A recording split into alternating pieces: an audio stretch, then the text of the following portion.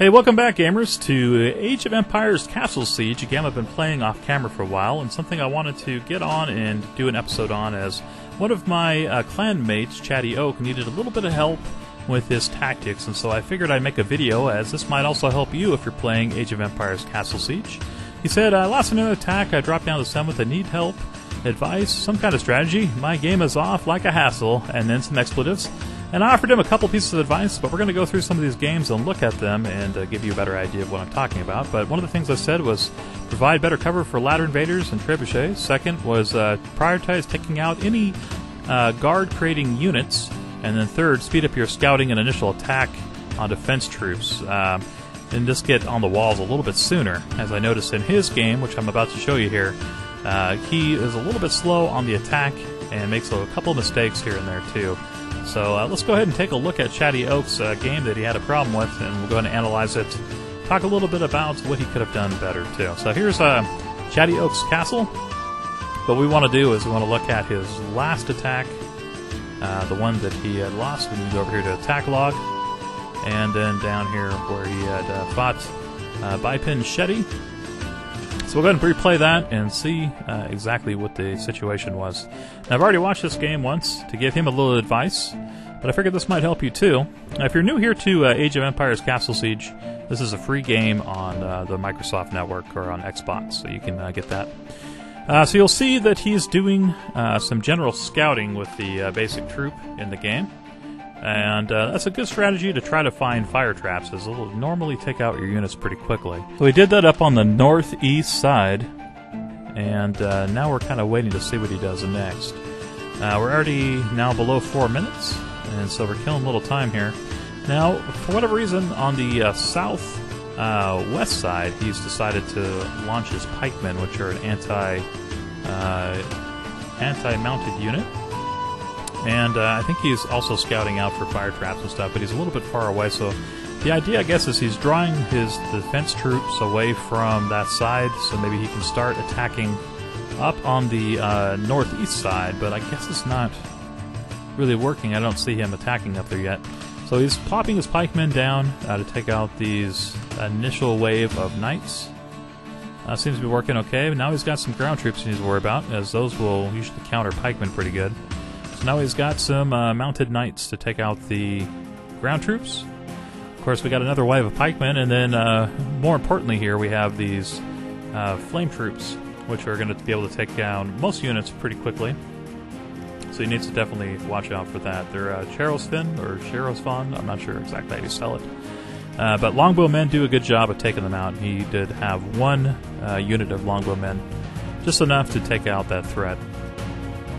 So now, looks like he's moving his troops in. The problem is, here you see he still has both guardhouses, and then he also has his watch signal, which is going to start spawning in troops from his allies, as this guy is in a clan. And so once his troops get near the base, they'll start counting down and launching whatever his allies have provided, basically, to help defend his base. So that's a real problem, and something that I recommended in the advice that you concentrate on taking out sooner, or make a strategy where your main army basically is hitting that. And certainly before we're at this point, we're almost at 2 minutes now, he's lost about half his time to attack. So it's another thing I was telling him, he needs to speed it up a little bit on getting on the offensive. So he's now putting in his ladder invader troops, which are good, but they have to be used the right way. They have to have cover, and they're good when you put them in the middle of the units. Otherwise, they're just going to get slaughtered. And having to go over 2 walls against all these anti-personnel towers, archer towers, trebs, and ballistas and everything, you're just going to get slaughtered. And you see he lost all his ladder invaders without doing any good. So it was kind of implemented the wrong way. Now, he did start attacking up here on the northeast side. He's brought some of his trebs in finally to put a hole in the wall. And he's moving in one of his heroes, Martel, which has a taunt ability. That's what that green circle is.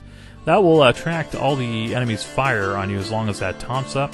It looks like it's fading away, so he's had it on for a little bit of time now. And then he also has some Raiders of Muscovy, one of my favorite units in there too, to burn down some of the resource buildings. Unfortunately, it's already been taken out as it kind of traveled too far outside of the hero's protective area, or I guess he's still got one up there. Now some of the supporting troops are in there to defend, basically off that signal tower that they have not. Chadioka is not taken out yet. See, that's a problem. You gotta get this guy, because now in 45 more seconds, it's going to be respawning another wave of knights or whatever his allies have provided. All right, now he's got a hero in there that will be able to take out a large portion.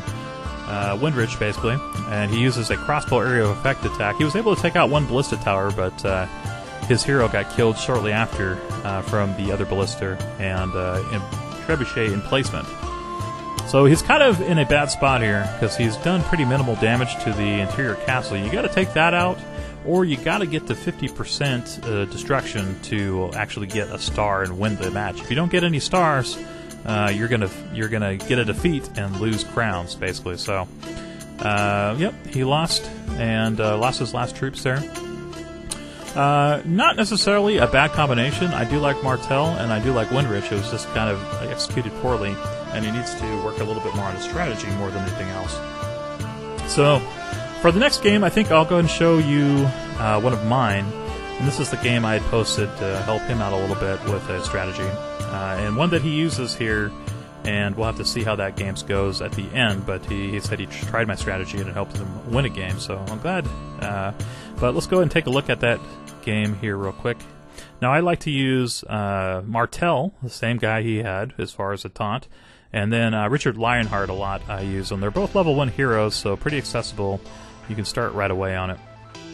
And then I also use Windrich and some other heroes too right now. So I'm only a level 7 right now, so later on I'll probably unlock some more heroes and use some different tactics, but this is one that works pretty good. So you'll see right away I've used Martel, and I have his taunt ability up, and so all the enemy defenses are attacking my hero unit, but I've also put down my long-range archers, longbowmen, and then I also put out my knights. And those longbowmen are going to do significant damage as they do area effect damage. And then my knights are also taking out any remnants and taking down the towers. The Teutonic Knights are probably the most tanky and also probably one of the most offensive, potent units in the game. I like using them a lot, so I usually have 5 in my army, as they are good at taking damage and they're also good at dishing it out. So they're usually my frontline attack force. And for a while I was actually using them as my secondary attack force too, to go in and take out the main castle. So there's different ways to run about or go about doing it. Now you'll see a lot of my troops glowing. What I've done is I've used Richard Lionheart and I spawned a lot of my regular ground troops and then hit his special ability, which is to increase the speed of troops and the attack damage of troops. So all my troops are kind of buffed up right now. It works really great on those ladder raiders as they move a lot quicker, and then when they get to their targets, which are enemy catapults and trebs and stuff, they do a lot of damage and take them down quickly, which is something I want. So Lionheart, I've popped his ability twice. I was probably premature. I probably should have waited a little longer to pop his second ability. But the crown units are still getting a little bit of the buff, and it's just wearing off. I brought my trebuchets in, and my archers and stuff, and we're taking out the interior walls, and now we're going to go ahead and hit their core, their main castle. You'll see I'm running in my Raiders of Muscovy. Those are the horseback raiders you see there. I take them off the castle, and I move them back to the rear catapult, as that has the potential to do the most damage. The Raiders of Muscovy are a great unit because they normally will take out resource buildings, but if you direct them to attack some of the defensive buildings, even if they get taken out and they catch it on fire, you can usually burn it down, even if it does cost you some troops. But it's probably a good trade-off. Now I'm running my troops in ahead to take out the ballista, but now I'm going to move some of them back, as that's an AP tower, and then also the flame tower are really deadly against ground troops. So I'm moving my pikemen back, and I still have one unit of archers down there on the south side too. I think they just got hung up and they started shooting the wall, because I don't think I actually directed those archers, which you can't see, which are off screen right now, to do that. But I still have a unit covering my trebuchets, which is really important. Protects you against incoming troops you didn't see, maybe if they had an emplacement before the game started, or if they have siege engineers headed somewhere. This is a great way to prevent them from popping up and taking out your major batteries, your catapults, and your trebuchets.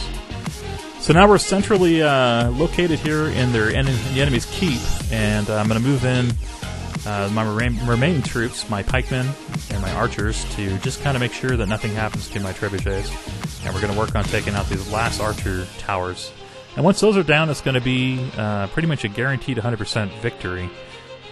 We do have a couple wall archers, but with longbowmen, you can stay out of range and take those out easily. So as you see here, I'm just directing them to take out the remaining interior archers so we don't lose our last trebuchet.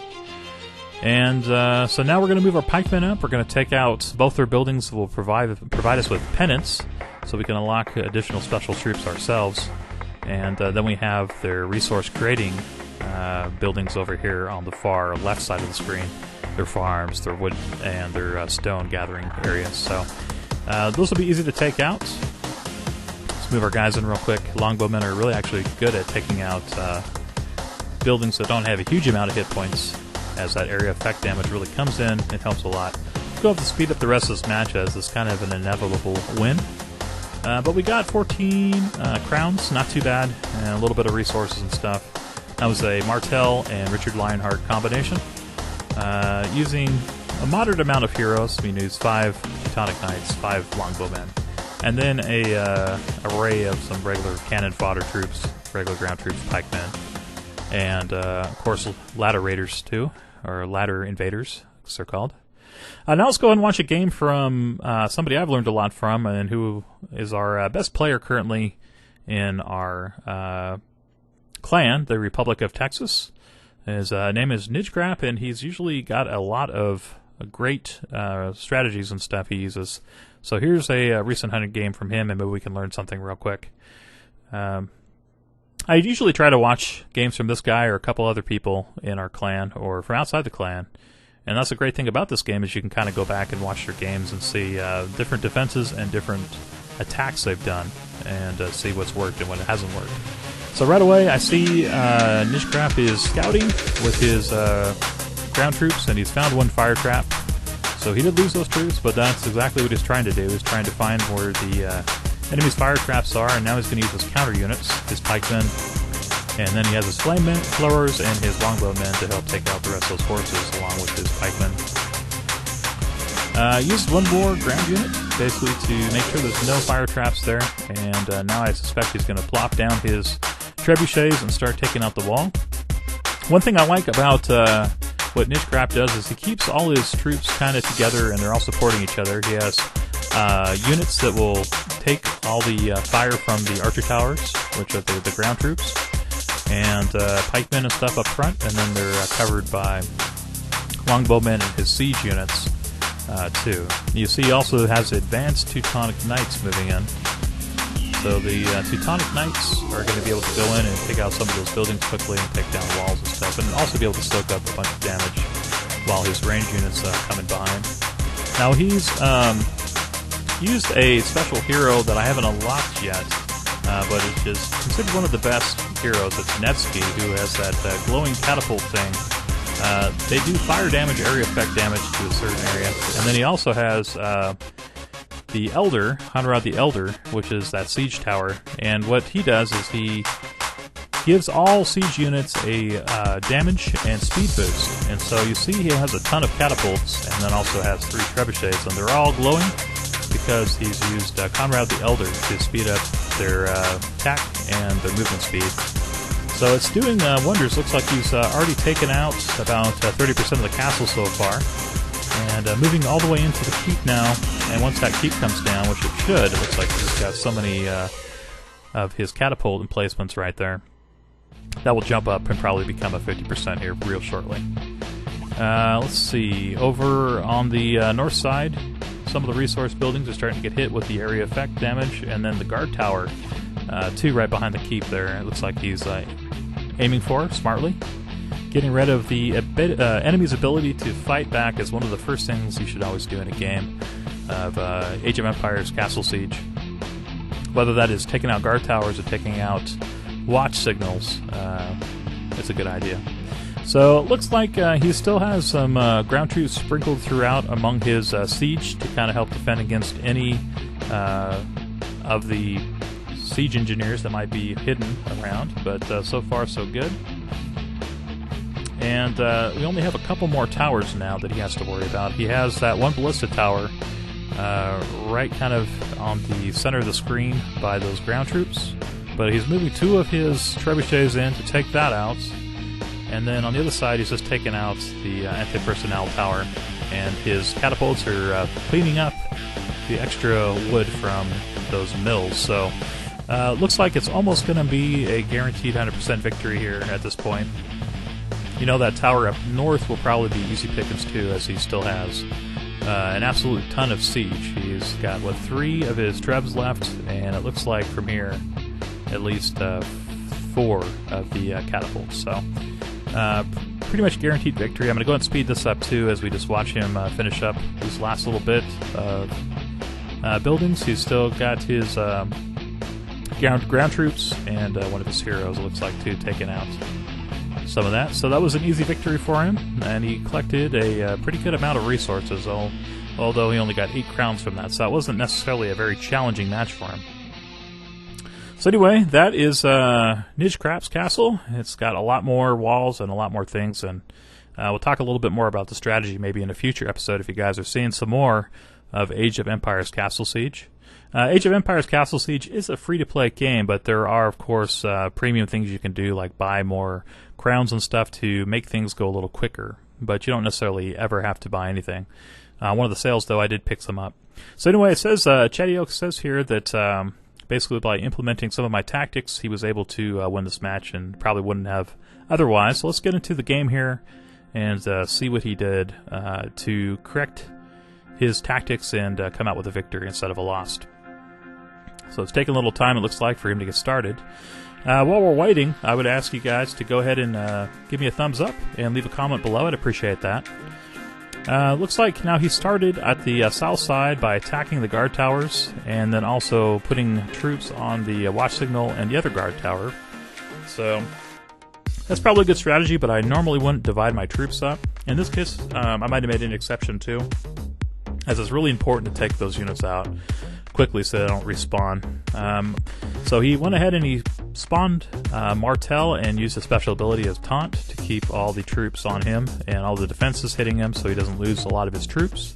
I might have done that just slightly before, putting all my troops out just so he didn't lose the ones that he did, but it was still a pretty good move. Alright, so now we have a couple of pikemen coming up the side, and it looks like he spawned a lot of his ground troops, including his ladder invaders, and then used Richard Lionheart, like I had done, to basically enhance their movement speed and enhance their attack damage. And as you see, they've moved into the inner part of the keep over the wall and taken out both the catapults and a trebuchet, so they did their job. He's got a pretty good amount of knights and a pretty good amount of ground troops too, including Lionheart moving in now, going in and clearing out the towers and the remaining buildings. Looks like grabbing some of the farms, grabbing some of the lumber mills.